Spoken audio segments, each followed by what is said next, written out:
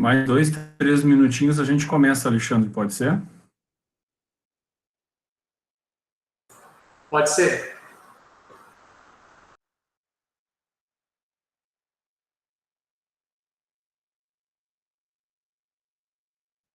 Os colegas já podem ir colocando seu cartão ponto. Essa é a nossa aula dos protocolos no serviço de emergência. Hoje é dia 4 de novembro, né? A nossa aula será sobre o manejo do transplantado hepático no serviço de emergência. O nosso convidado de hoje é o Dr. Alexandre Araújo, ao qual a gente agradece muito a disponibilidade, né? Na sequência da aula também do professor Mário Reis, sobre o manejo da cirrose. Hoje nós vamos conversar sobre o manejo do transplantado hepático, ficando pendente para uma data futura a discussão do protocolo de hemorragia digestiva, que nós não pudemos ter naquele momento, e espero que oportunamente a gente possa ter a discussão do protocolo de hemorragia digestiva em 2021, já que nós temos as aulas todas agendadas aí até o final do ano, várias especialidades passarão por aqui conosco, né? Então, mais um minutinho, por favor, Alexandre, aí tu já podes começar, para a gente começar pontualmente no horário, tá?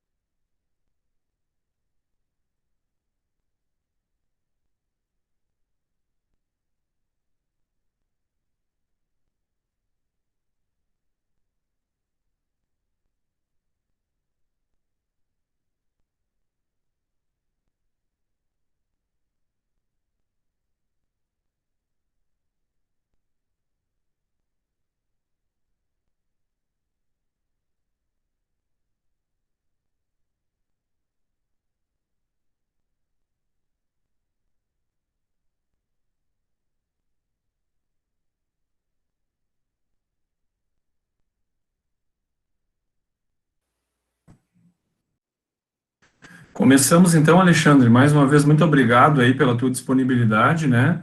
Em nome do serviço, eu agradeço o teu empenho, o teu trabalho conosco, tu és responsável no atendimento aos pacientes transplantados hepáticos, tem reconhecimento de todos nós aqui, de toda a nossa equipe, a gente é muito grato ao teu trabalho, e será muito gratificante para nós aí esse próximo período que tu vai nos apresentar sobre os cuidados dos pacientes que tu tanto te preocupa e tanto nos ajuda no nosso dia a dia. Mais uma vez, muito obrigado, boa noite a todos, e fiquem à vontade para colocar o número do cartão ponto de vocês no chat, tá? Uma boa apresentação, Alexandre, obrigado. Obrigado, boa noite.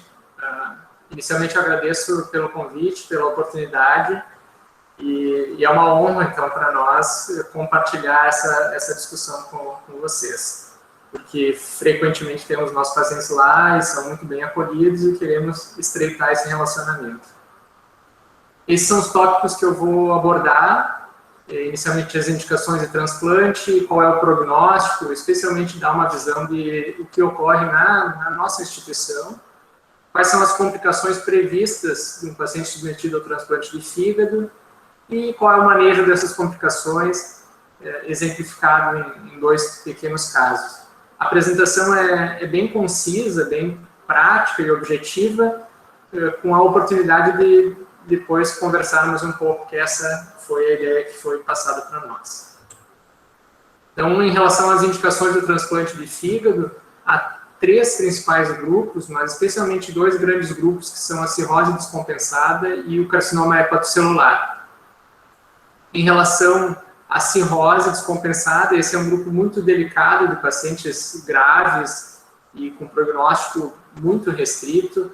Então, entram nesse contexto aqueles pacientes com ascite, especialmente ascite de difícil controle, ou ascite refratária, os pacientes com encefalopatia hepática, aqueles com varizes esofágicas e sangramento digestivo.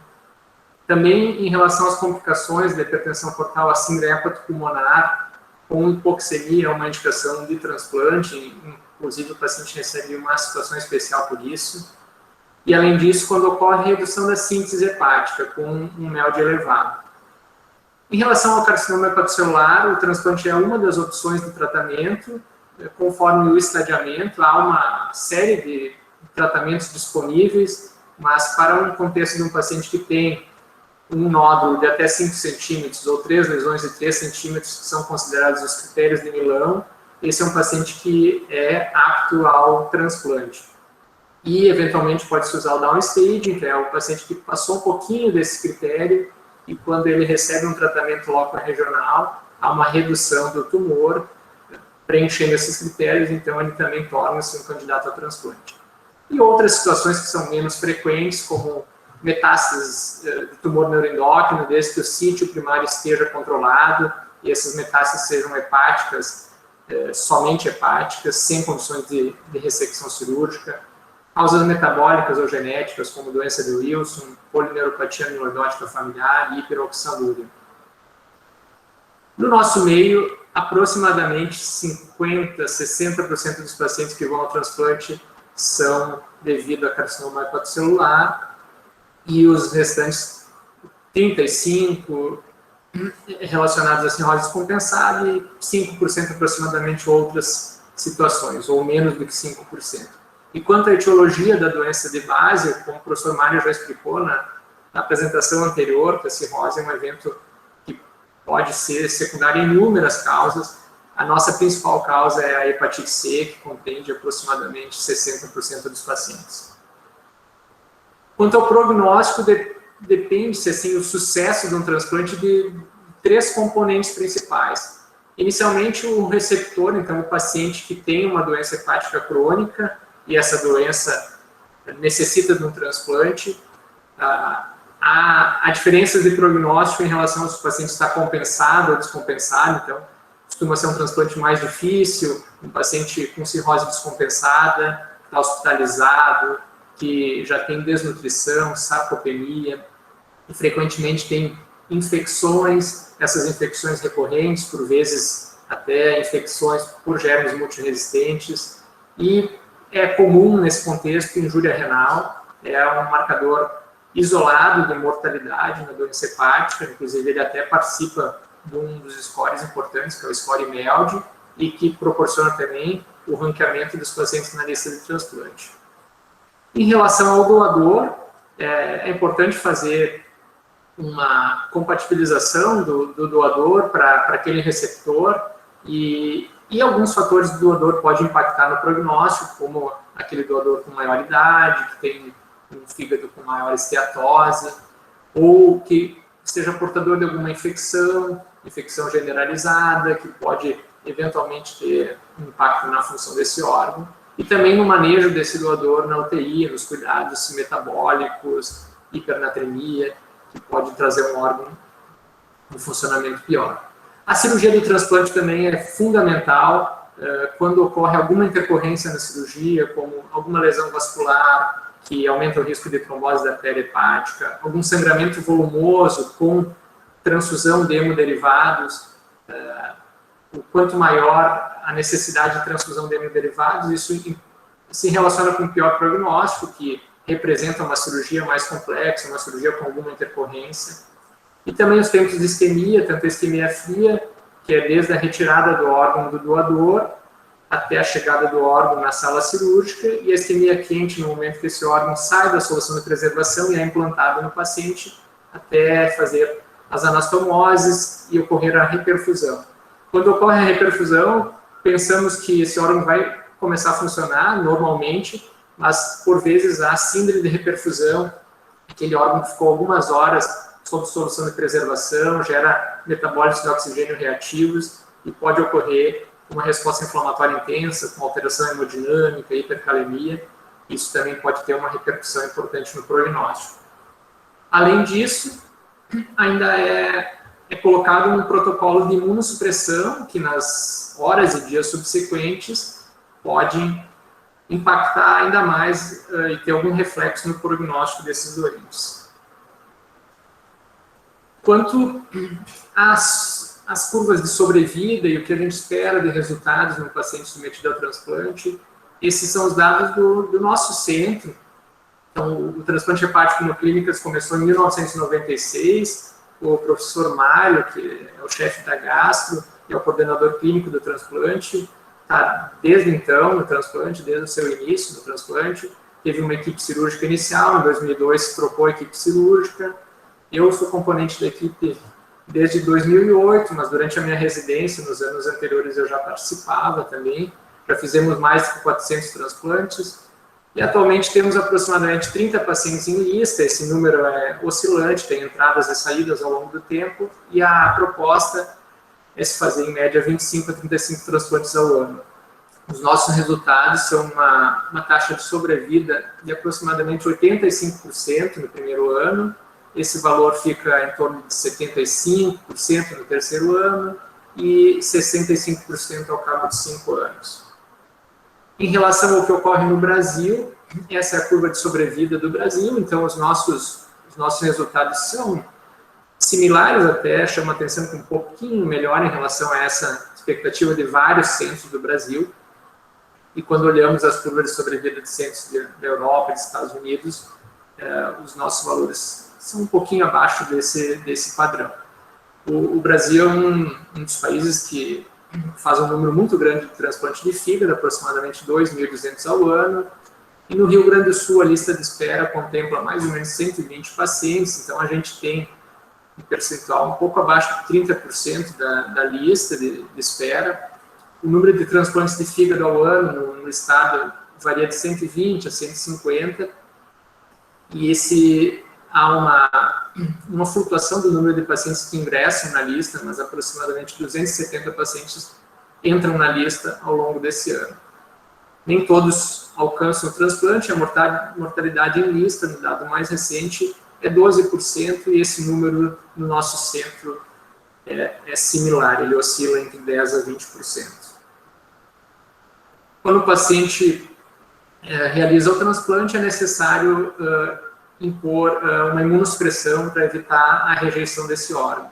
E o uso da imunossupressão, ele tem um impacto negativo pelos seus efeitos colaterais, ele tem o papel de não desencadear uma rejeição, mas é previsto alguns dos efeitos que falaremos a seguir.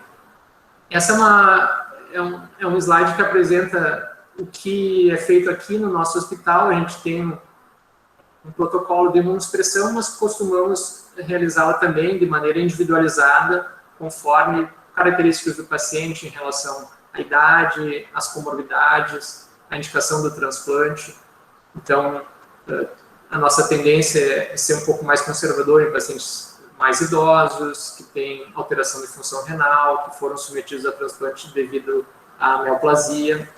Em contrapartida, somos mais intensos naquele paciente mais jovem, com doença autoimune. A imunossupressão inicial é com 3 fármacos, especialmente inibidor de calcineurina, que é o pilar da anticoagulação. O tacrolimus é a droga de eleição, associado a um antimetabólito, que é o micofenolato, e ao corticoide. O corticoide, usualmente a gente tenta retirá-lo, e na maioria dos casos é retirado ao longo do primeiro ano, já com 6 meses o paciente já tem dose baixa de corticoide e praticamente está retirada. O tacrolimus, na fase inicial, desejamos um nível sérico mais alto. Esse nível sérico, ao longo do tempo, temos alvos mais baixos, tentando realizar uma minimização da imunossupressão para achar um ponto de equilíbrio, para usar a menor dose necessária para evitar a rejeição e não ter tantos efeitos colaterais. O micofenolato, a tendência é reduzir a dose entre o primeiro e o terceiro ano e tentar retirá-lo no terceiro ano. Em alguns casos a gente usa indução com basiliximab, que é um fármaco endovenoso, que é um antagonista dos receptores da interleucina 2, e ele é utilizado num contexto de minimização do uso do tacrolimus nessa fase inicial, em pacientes que têm injúria renal aguda, e também, eventualmente, usamos inibidores mTOR, o fármaco mais comumente usado é o everolimus. Essa estratégia é usada naqueles pacientes que têm carcinoma hepatocelular e maior risco de recidiva, porque o everolimus tem um potencial efeito antitumoral e em alguns estudos está descrito menor ocorrência de neoplasias. Então, nesse cenário clínico, utilizamos everolimus e uma dose baixa de tacrolimus.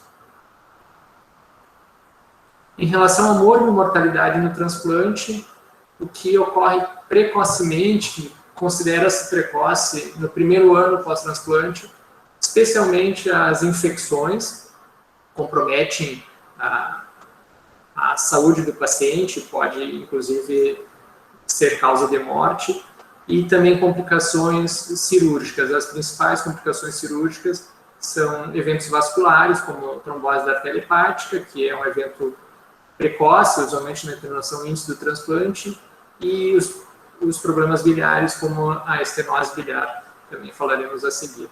Isso compreende 60% das causas de morbimortalidade nos pacientes transplantados, e usualmente no primeiro ano. Até costumamos dizer que aquele paciente que passa o primeiro ano, usualmente se equilibra, o risco de complicações é menor e consegue ficar mais estável. E vocês até observaram na curva de sobrevida que a grande queda é no primeiro ano mesmo.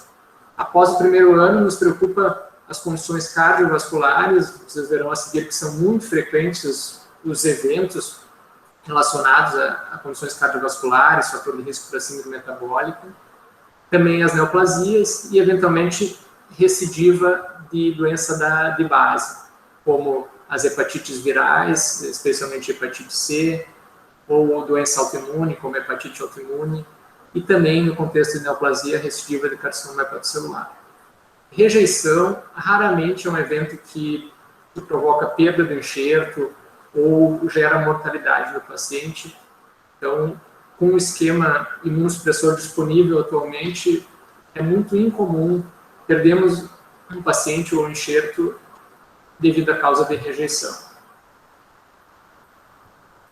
Considerando a rejeição após transplante, ela pode ser classificada como rejeição aguda.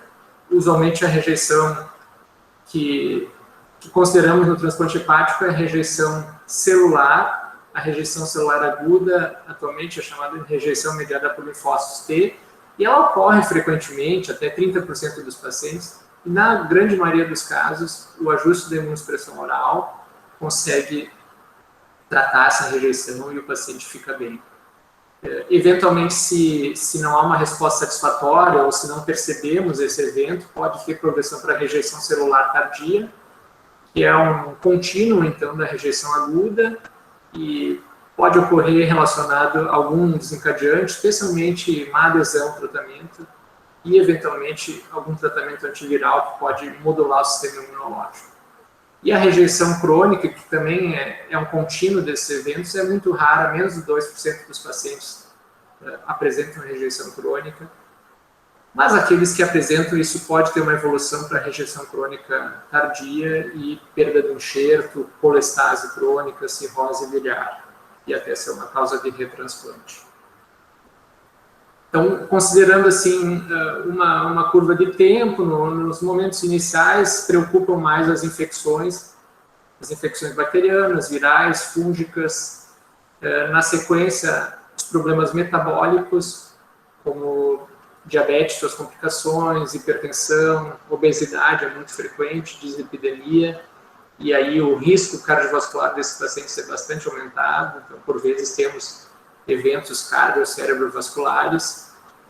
E numa fase a seguir, usualmente ao cabo de 5 a 10 anos após transplante, as neoplasias, tanto neoplasias hepatobiliares como tumores de órgão sólido, e doença linfoproliferativa pós-transplante, que é uma entidade que ocorre, então, nesse contexto de transplante de órgão sólido, e é uma das causas mais frequentes. Ela tem um espectro variável, desde uma expansão polimórfica linfocitária até uma expansão monomórfica de linfócitos e, eventualmente, um quadro clínico típico de linfoma.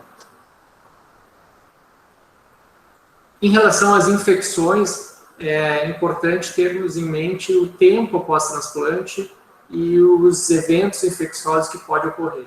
Então, naquele momento inicial pós-transplante, até o primeiro mês ou até os primeiros 3 meses, as infecções em geral são bacterianas e relacionadas à internação, ao processo cirúrgico, então sepse de causa abdominal, sepse respiratória ou infecção de corrente sanguínea relacionado à introdução de dispositivos, de cateteres venosos.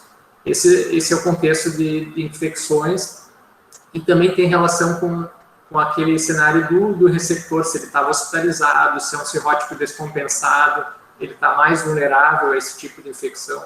Por vezes o paciente vai ao transplante após uma PBE e aí temos que continuar o tratamento da PBE no pós-transplante e esses pacientes com cirrose compensada certamente pela fisiopatologia tem translocação bacteriana, tem disfunção circulatória e um risco muito mais elevado desse tipo de infecções. Entre o primeiro e o sexto meses após transplante, usualmente a carga imunossupressora nesse momento está mais intensa, porque usamos a imunossupressão tríplice, o tacrolimus está sendo usado em dose maior, então nesse momento as infecções oportunistas são as que são mais frequentes, tanto virais quanto bacterianas. As virais, eu chamo a atenção assim dos vírus da família herpes, especialmente o citomegalovírus. As bacterianas, como infecções, reativação de tuberculose, infecção por micobactérias, infecções por listéria. E usualmente, num período um pouco mais tardio, as infecções, quando o paciente já está com uma imunossupressão mais estável, uma carga menor, uma dose menor, são infecções comunitárias, usualmente bacterianas e semelhantes a de outros pacientes que frequentam o hospital.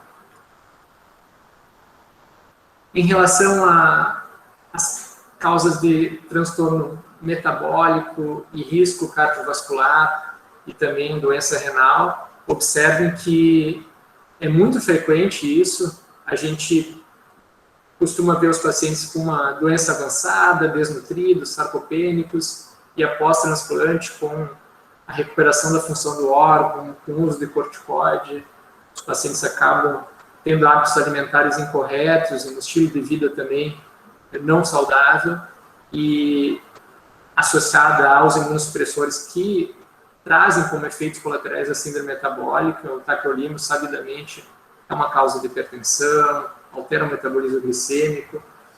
Então, a síndrome metabólica é muito frequente, mais da metade dos pacientes tem, observam também hipertensão, muito comumente. O diabetes, a ocorrência é muito maior do que na população em geral, variada para a idade e sexo.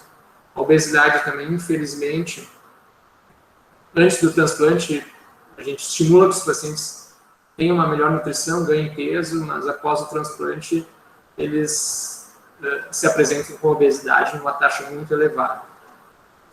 E doença renal crônica também é um evento significativo. Observem que até 80% dos pacientes podem ter alguma doença renal com uma taxa de filtração glomerular abaixo de 60%, e alguns deles, próximo de 5%, têm doença renal em estágio avançado e eventualmente precisam de diálise após o transplante de fígado. Esse é um artigo que avaliou pacientes que procuraram o departamento de emergência e necessitaram de internação. É um cenário clínico um pouco diferente da nossa realidade, porque no Oriente a maioria dos pacientes foi transplantada por hepatite B. Nesse contexto, tinha também um bom percentual de pacientes com um doador transplante intervivos, mas observem que pelo menos metade dos pacientes precisou uma visita médica no setor de emergência. Isso teve um incremento de 15% no primeiro mês, até quase 50% ao longo do primeiro ano. E as causas mais comuns de atendimento e internação, alteração de enzimas hepáticas. Então, muitas vezes isso chamou a atenção da equipe e isso motivou uma investigação, uma procura da emergência para esclarecimento dessa alteração das enzimas hepáticas. Febre também foi um evento importante e dor abdominal. Aqui eu chamo a atenção de 4 complicações que por vezes nos deparamos e muitas vezes os pacientes frequentam a emergência por esses motivos. Então, inicialmente a estenose biliar, que é um evento que ele pode ser de origem da anastomose, por fibrose, redução de calibre, na anastomose colédoco-coledociana. Isso ocorre até quase 10% dos pacientes, e usualmente a apresentação clínica é no primeiro ano. O paciente se apresenta com icterícia, com colestase bioquímica, e aí observamos nos exames de imagem, usualmente a colangio-ressonância é o método de imagem que utilizamos, por vezes a ecografia, no momento inicial ainda não tem grande dilatação de vias biliares, e a colangio-ressonância é o teste de escolha para o diagnóstico. E para o tratamento, na maioria das vezes, o tratamento é através de colocação de próteses biliares, tanto por via endoscópica, por colangio-pancreatografia endoscópica retrógrada, ou por via transpareta hepática, colangio-transpareta hepática. Tem um outro tipo de estenose biliar, que é a estenose isquêmica. Essa ocorre naquele contexto de um paciente que teve alguma complicação cirúrgica, que ocorreu algum evento na confecção da artéria hepática. A via biliar ela tem uma irrigação por colaterais da artéria hepática, então há uma vulnerabilidade para a estenose biliar isquêmica se o paciente teve um evento vascular na cirurgia do transplante. E isso traz um prognóstico pior, porque a estenose isquêmica ela costuma ser múltipla, intrahepática, de difícil tratamento, ela não tem uma boa resposta à colocação de próteses pelo fato de ser estenose múltipla, ela simula uma colangite esclerosante, e o paciente usualmente evolui com colangites bacterianas de repetição, uma colestase persistente, e pode ser um candidato a retransplante de fígado. A doença por citomegalovírus, o citomegalovírus há um risco relacionado ao status sorológico do doador e do receptor. A maioria dos nossos doadores tem sorologia positiva para o citomegalovírus, e a maioria dos nossos receptores também já teve contato com o citomegalovírus. Isso coloca eles num risco intermediário. Aqueles pacientes de maior risco são os que têm o receptor, o paciente que vai receber um órgão, que vai fazer o transplante, é CMV negativo, nunca teve contato com sorologia negativa, e o doador é CMV positivo. Esse é de alto risco. E, usualmente, a estratégia de prevenção ou tratamento preventivo ou tratamento profilático envolve essa estratificação de risco. Naqueles que têm alto risco, costumamos usar ganciclovir, já na internação índice, e naqueles de risco intermediário, a gente faz uma vigilância com carga viral de CMV aproximadamente a cada 2 semanas ou a cada 4 semanas. O quadro clínico de CMV se apresenta com febre, com pancitopenia e, por vezes, lesões de órgãos-alvo. Então, hepatite, pneumonite, colite, diarreia. E o momento mais frequentemente que ocorre esse tipo de infecção, reativação da infecção por citomegalovírus é entre o primeiro e o 6º meses. As neoplasias são causas de grande impacto no prognóstico do transplante. Usualmente elas são responsáveis por uma taxa de mortalidade tardia e, ao cabo de aproximadamente 10 anos após o transplante, elas compreendem 30% das causas de morte dos pacientes transplantados. Elas ocorrem pelo menos 2 a 4 vezes, algumas referências informam que até 10 vezes, uma frequência maior em relação a pessoas não transplantadas e não submetidas à imunossupressão. Certamente a imunossupressão é um dos principais fatores de risco. Quanto à etiologia da doença, parece que a hepatite C é uma das causas que também é um fator de risco associado com a ocorrência de neoplasias. E dentre das neoplasias mais frequentemente, estão os tumores cutâneos, que pode ocorrer em até 40% dos pacientes, a doença linfoproliferativa pós-transplante, que pode ocorrer em aproximadamente 20%, até 20% dos pacientes, e a seguir tumores de outros sítios, como tumor de cólon, tumor de pulmão, de cabeça e pescoço, que ocorrem em até 5% desses pacientes. A trombose da artéria hepática é um evento que pode ocorrer em até 7%, usualmente é um evento da internação índice, dos momentos iniciais no pós-operatório do paciente transplantado.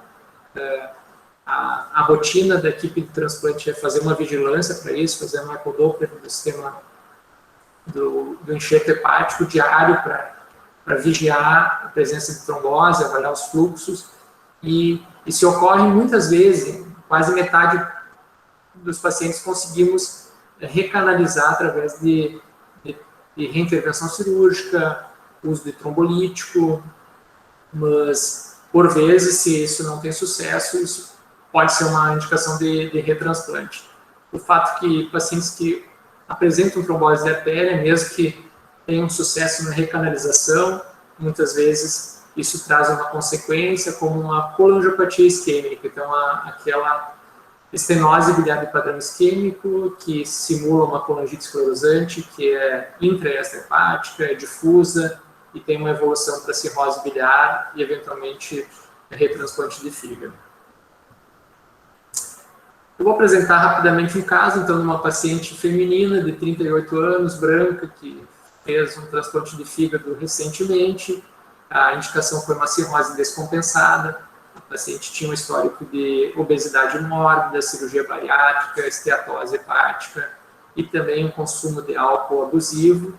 E, infelizmente, teve cirrose numa idade bastante precoce e já com uma apresentação clínica dramática, como ascite, injúria renal e um quadro de insuficiência hepática crônica agudizada. Felizmente teve a oportunidade de realizar transplante, conseguiu ter sucesso no transplante, teve alta com 20 dias, a nossa média de internação é 2 a 3 semanas, mas por vezes tem pacientes que ficam muito mais tempo, complicações, internação índice. O enxerto saiu funcionante, a imunossupressão como protocolo foi tacrolimus, micofenolato e corticoide. Na alta, o tacrolimus estava no alvo terapêutico, que está entre 8 e 10 nesse momento. Nas consultas ambulatoriais sequenciais, que no período inicial elas são semanais, ou a cada 2 semanas, a paciente nas primeiras consultas estava bem, mas chegou numa consulta ambulatorial com prostração, artralgias e descrição de febrícula. Não tinha sintoma respiratório, não tinha disfunção ventilatória, o exame abdominal não tinha nenhuma particularidade, chamava a atenção que a paciente estava em bom estado geral, normotensa, bem perfundida e anictérica. Então, algumas queixas suaves, mas que chamam a atenção, o exame físico sem nenhum sinal alarmante. Nos exames laboratoriais detectados nessa consulta, as aminotransferases que eram normais anteriormente estavam levemente alteradas, assim como as enzimas colestáticas, fosfatase alcalina, gama-GT.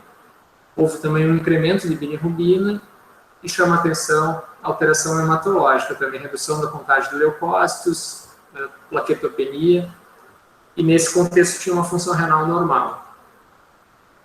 Então, nesse cenário, a paciente foi encaminhada para emergência, porque apesar de estar em bom estado geral, tinha alguns sinais que chamavam muita atenção. Pancitopenia, febrícula, uma transplantada recente, estava no período entre 1 e 6 meses após transplante, com esse quadro clínico. Julgamos que não daria para fazer a investigação ambulatorial e vê-la a cada semana. Então, ela chegou na emergência com esse contexto, foi revisada então as sorologias CMV, tanto doador quanto receptor tinham sorologia reagente, isso traria um risco intermediário, mas no primeiro mês ela tinha uma carga viral de CMV indetectável, no segundo mês detectável. Usualmente, o ponto de corte para tratamento relacionada à carga viral é entre 1.000 ou 4.000 unidades, conforme a referência na literatura. Nesse momento ela não foi tratada. O nível de tacrolimus estava no alvo terapêutico, que é uma paciente jovem, para evitar rejeição nesse momento inicial, mas nesse contexto, com esse quadro clínico, com essa imunossupressão, foi coletada a carga viral de CMV, rastreado outras infecções, se realizou ecografia, ecodoppler hepático, para afastar estenose biliar, afastar eventos vasculares, e iniciado o ganciclovir, a carga viral subsequente confirmou, estava em ascensão, então uma doença por citomegalovírus. Esse segundo caso, uma senhora de 71 anos, já um transplante de 2015, a indicação cirrose por hepatite C e carcinoma hepatocelular. O explante é o órgão que foi retirado, observamos que tinha um carcinoma hepatocelular pequeno, sem invasão vascular, isso denota que não teria um grande risco de recidiva tumoral.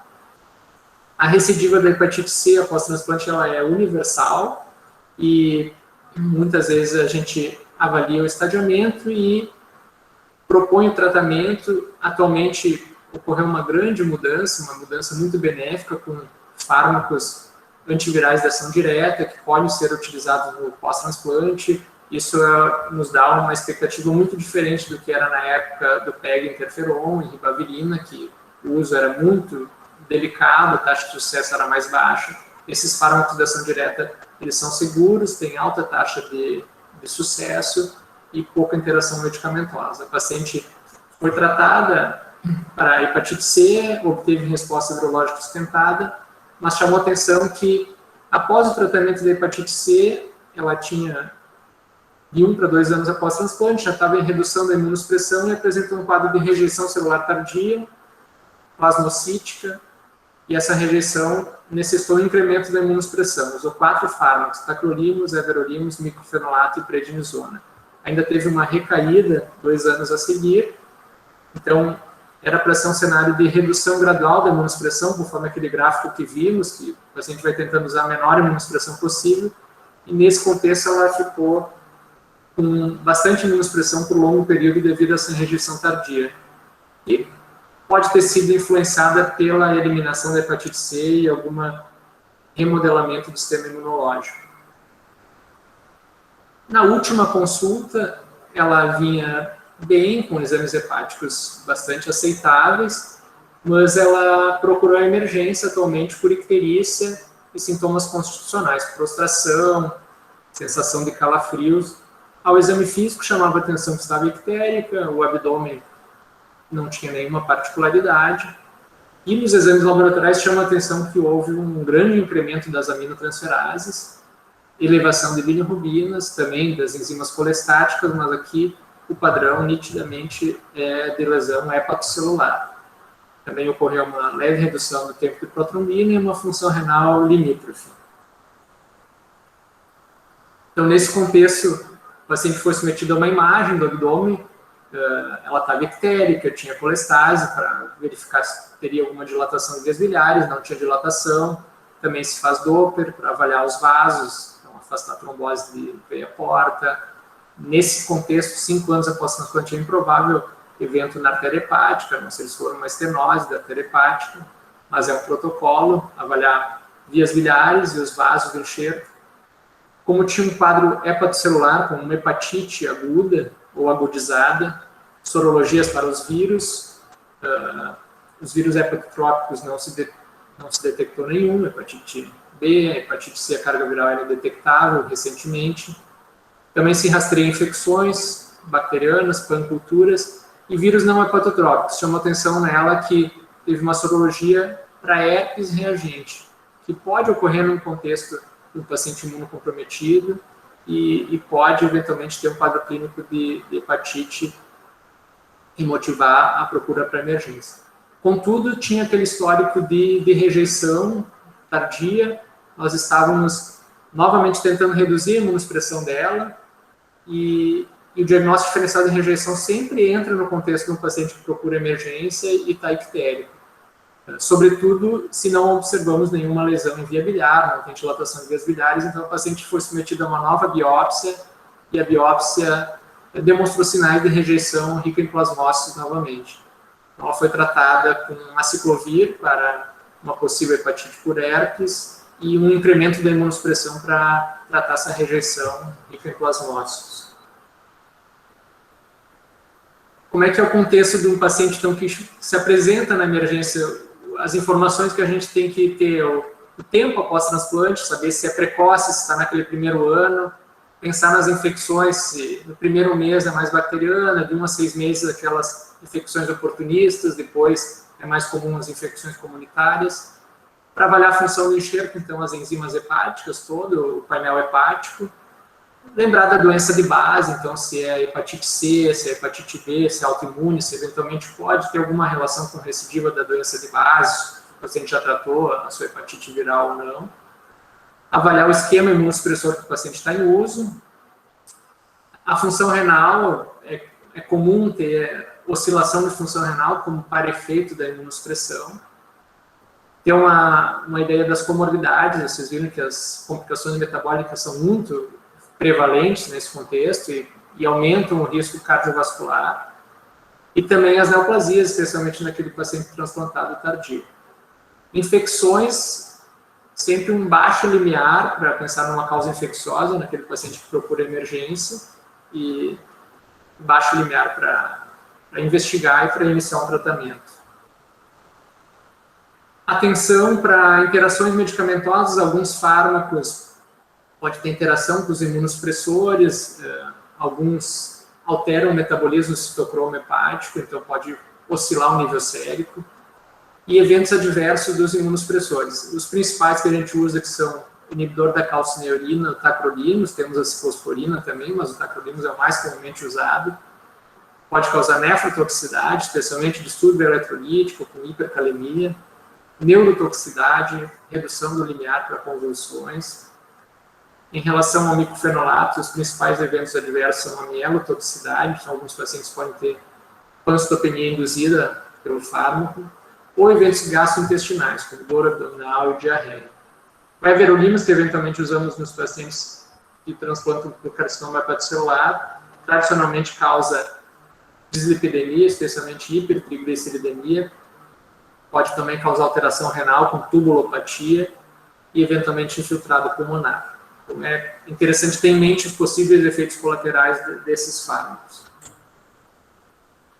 Esse slide foi cedido pela Paola, que é farmacêutica, que nos auxilia, então, nos ajustes das medicações quanto à função renal, quanto às possíveis interações medicamentosas. Então, atenção quando vamos usar outros fármacos que causam insuficiência renal, como antimicrobianos vanco, polimixina, anfo, amicacina. Por vezes, a ciclovir, que também pode causar alteração de função renal junto com tacrolimus. A gente deve ficar atento, propiciar que o paciente esteja euvolêmico, evitar desidratação e monitorização frequente de função renal.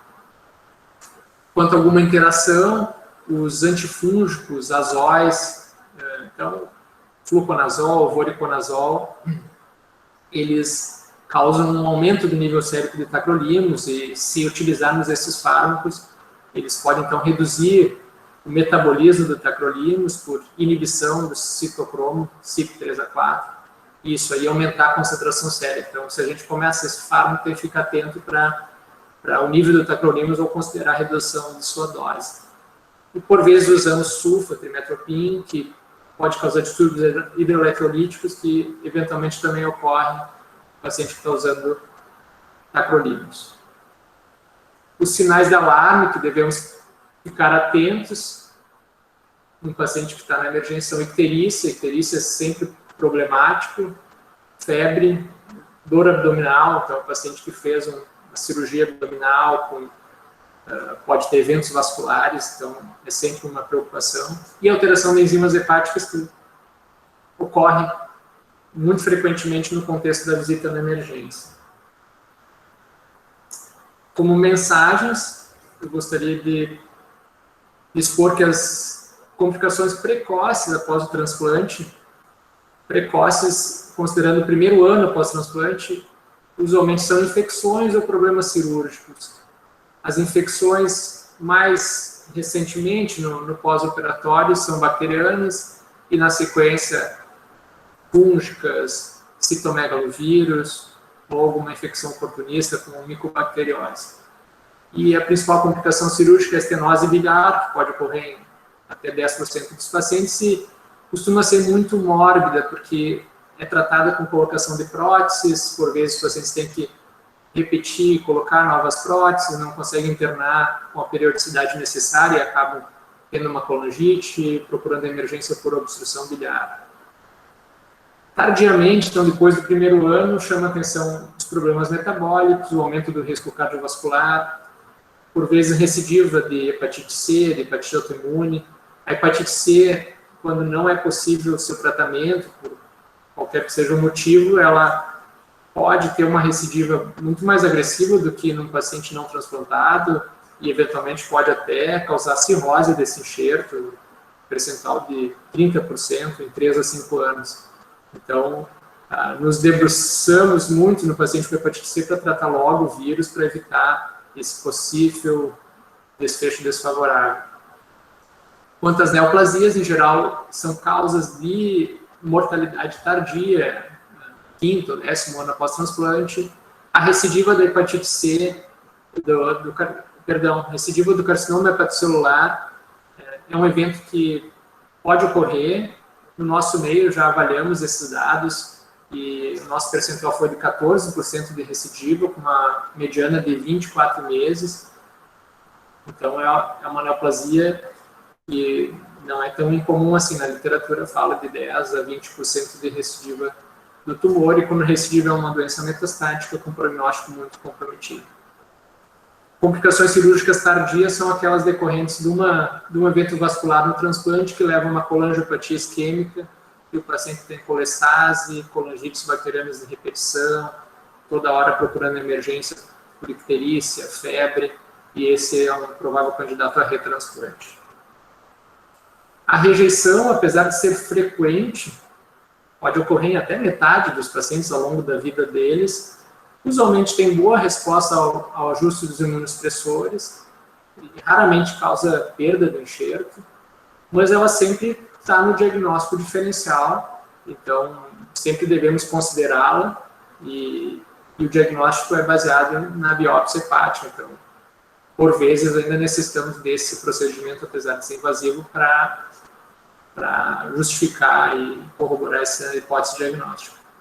Sinais de alarme que devemos ficar atentos são icterícia, dor abdominal, febre e alteração das enzimas hepáticas. Então, quando tiver algum desses componentes, o paciente precisa ter atenção e ter uma investigação detalhada. Muito obrigado.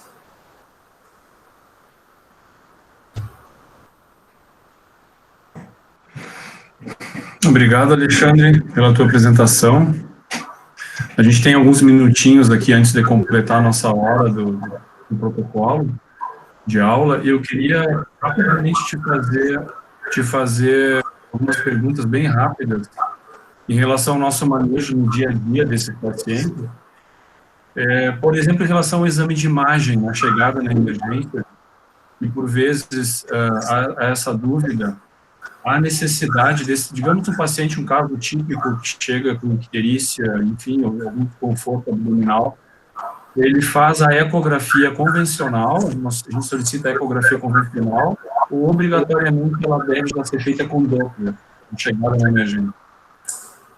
Idealmente, a gente tem que sempre pensar em alguma alteração vascular, e o Doppler não é muito oneroso, não é mais difícil, pode ser feito no mesmo procedimento. Então a ideia é que, se puder, se faça uma eco de abdômen e junto o ecodoppler hepático no mesmo momento, que a gente já certifica que não tem obstrução do sistema porta, não tem estenose da artéria hepática, e já afasta essa hipótese de dano vascular no enxerto.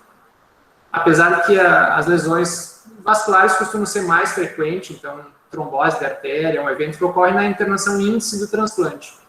Mas, eventualmente, alguma doença venosa, se o paciente tem dor abdominal, ele fez uma cirurgia que contempla uma anastomose da porta, por vezes ele já tinha uma trombose porta no pré-transplante. Então, a ideia é que se possa fazer Doppler em toda ocasião que o paciente faz um exame de imagem na emergência.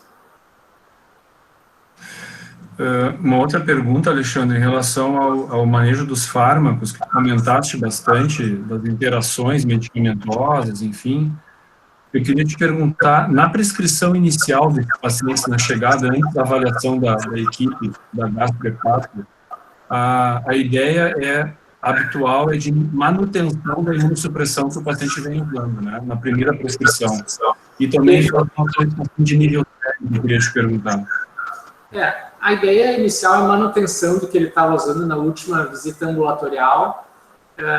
Uma atenção tem que ter quanto à alteração renal. Claro, se tiver uma injúria renal, uma grande piora da creatinina, talvez a gente possa postergar, segurar uma dose do tacrolimus, ou se tiver uma hipercalemia, porque é um evento que pode ser piorado pelo tacrolimus.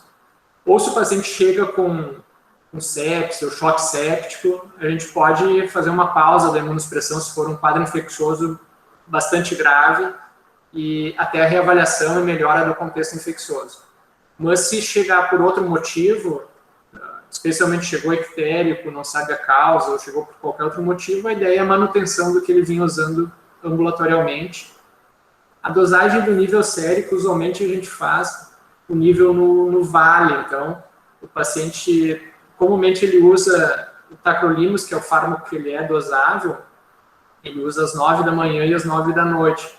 A biodisponibilidade do fármaco é melhor quando ele é usado longe da refeição, o tacrolimus e o miclofenolato. Então, o nosso horário padrão de uso no hospital é 9 da manhã e 9 da noite, com intervalo de 1 hora da refeição. E, usualmente, a coleta do nível sérico deve ser feito no vale. Então, às 8 horas da manhã, 1 hora antes dele tomar o fármaco, a gente dosa o nível sérico. Se a gente coleta ele à tarde ou logo após ele ter ingerido, a gente vai ter um nível sérico que não é o representativo para tomada de conduta. Então, poderia se esperar para usar na manhã seguinte, digamos, se ele tanto chegar à noite, por exemplo. Exatamente, com certeza. Perfeito. E uma última pergunta que eu tenho da minha parte aqui é em relação à antibiótico terapia, Alexandre. A gente tem, como comentaste, esses pacientes que vêm com eventos de colangite de repetição, por exemplo, né? Em relação ao esquema de escolha de antimicrobiano, porque eu lembro bem da recomendação do professor Mário em relação ao cuidado e à restrição do uso, por exemplo, do amoxiclave, né, no cenário do paciente cirrótico, do cirrótico descompensado, né. Então, o esquema ideal seria um esquema com cefalosporinas. Como tu vê isso da colangite no paciente transplantado? A ideia segue também a mesma, assim, porque a questão da amoxicilina clavulanato, a nossa preocupação é com uma hepatotoxicidade induzida por drogas. Então, no transplantado segue a mesma preocupação. É um fármaco que a gente deseja evitar, a não ser que não tenha nenhuma outra opção, mas usualmente tem. Para colangite, a ideia é que se use cefalosporina. Então, aí vai depender do contexto clínico, se vamos usar a segunda geração, terceira geração. Se é um paciente que veio de casa, não estava hospitalizado recentemente, eventualmente uma cefuroxima é suficiente. Ou aquele paciente que internou recentemente, devemos iniciar com cefepime e coletar panculturas e, na sequência, a gente define o esquema mais apropriado. Mas segue a ideia de tentar evitar o uso comum de amoxicilina clavulanato pelo risco de toxicidade induzida pelo fármaco. Assim como no cirrótico também descompensado, o transplantado muitas vezes já veio de uma cirrose descompensada, já teve lesão renal, está usando um fármaco nefrotóxico, que é o tacrolimus. Então também a gente evita o uso de anti-inflamatório nesse contexto, porque o paciente segue com um risco de ter eventos, principalmente renais, induzidos por fármacos. Então o anti-inflamatório também é uma classe terapêutica que evitamos nesses pacientes. Perfeito. Bom, pessoal, eu deixo em aberto para vocês se manifestarem, por favor, professor Mário, colegas da equipe da farmácia, colegas de enfermagem, residentes, fiquem à vontade para se manifestar, por favor.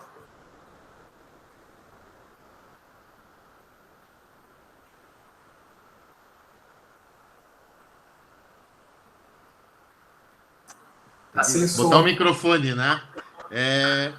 Já que ninguém tem nenhuma pergunta, eu comento eu aqui. Pessoal, primeiro, muito obrigado, José Pedro, por abrir essa oportunidade para que a gente pudesse estar aqui como serviço, o Alexandre mostrando esses conceitos importantes do transplante hepático.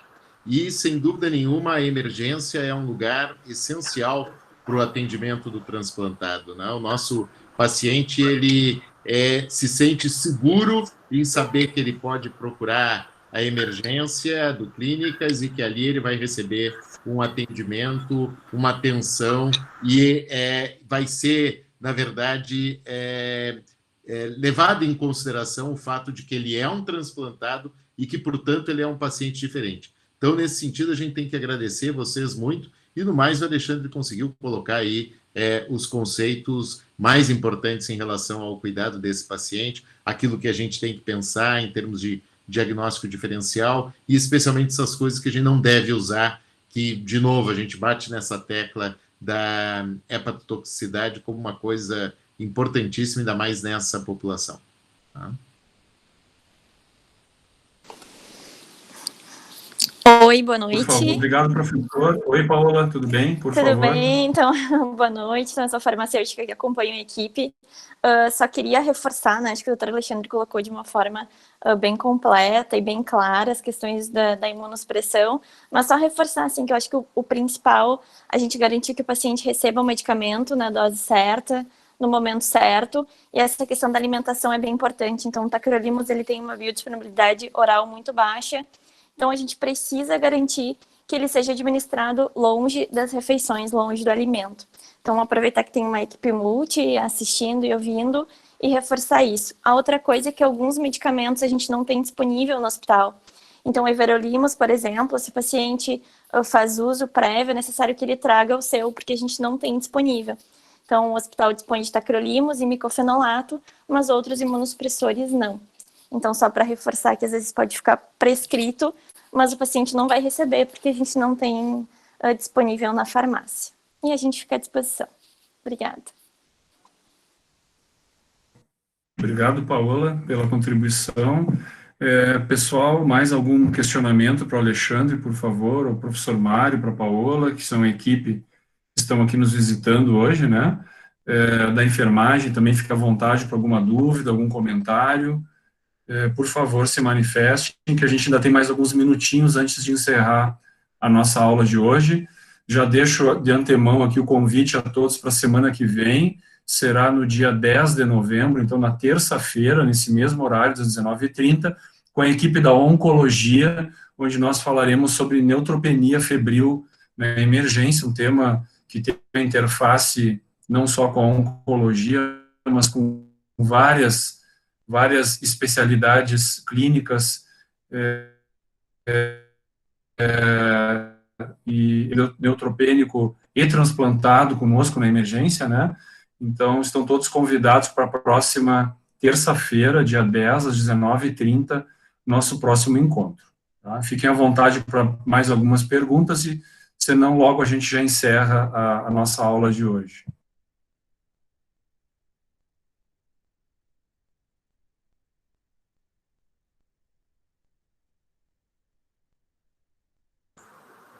Eu, no começo, José Pedro e pessoal, eu expus um pouquinho da nossa experiência para também valorizar, mostrar que a equipe existe, que o transplante hepático é um programa ativo, enfim, que eventualmente o pessoal não está muito atento a isso. E vocês viram que no Rio Grande do Sul a gente representa um percentual de até 1/3 da lista e faz um pouco menos de 1/3 dos transplantes.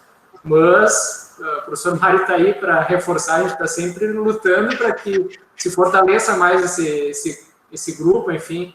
Então, o transplante hepático existe na instituição e falem conosco, estamos disponíveis aí para levar adiante, para atender esses pacientes, e a nossa ideia é fortalecer o grupo e divulgar, que todos saibam que estamos disponíveis aí para atender esses pacientes.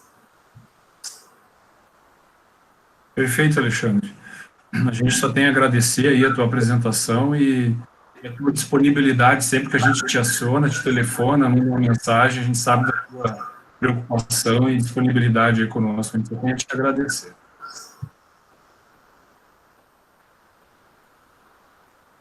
Alguma colocação, pessoal? Senão a gente encaminha para a finalização da reunião.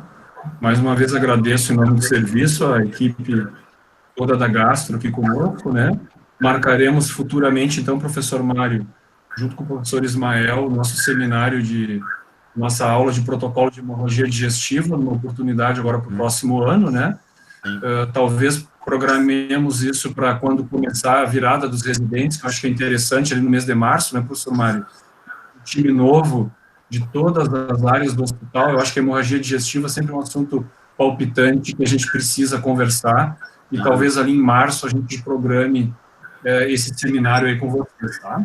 Perfeito. Não, hemorragia digestiva é essencial, já até porque nós temos uma coisa dentro do Clínicas que há muitos anos que não existe em qualquer lugar, que é esse grupo que está ligado ao atendimento do paciente que chega com hemorragia digestiva, e é importante que haja um link aí com a emergência no sentido de acolhimento e tratamento mais adequado desse paciente, o mais adequado possível sempre. Obrigado, Zé Pedro, pela oportunidade. E a gente dá as ordens para outras turmas que vierem, para repetir, eventualmente, alguns dos conceitos que foram mostrados aqui. Muito obrigado. Ok. Bom, pessoal, então, 20h30 praticamente. Muito obrigado a todos. Uma boa noite. Mais uma vez agradeço a todos em nome do serviço, aos que participaram. E aos nossos palestrantes, um forte abraço. Conte conosco aí na emergência, sempre pensando em melhoria no atendimento dos nossos pacientes, tá? Um abraço a todos aí, uma boa noite. Boa noite, tudo bom para todos. Obrigado. Tchau.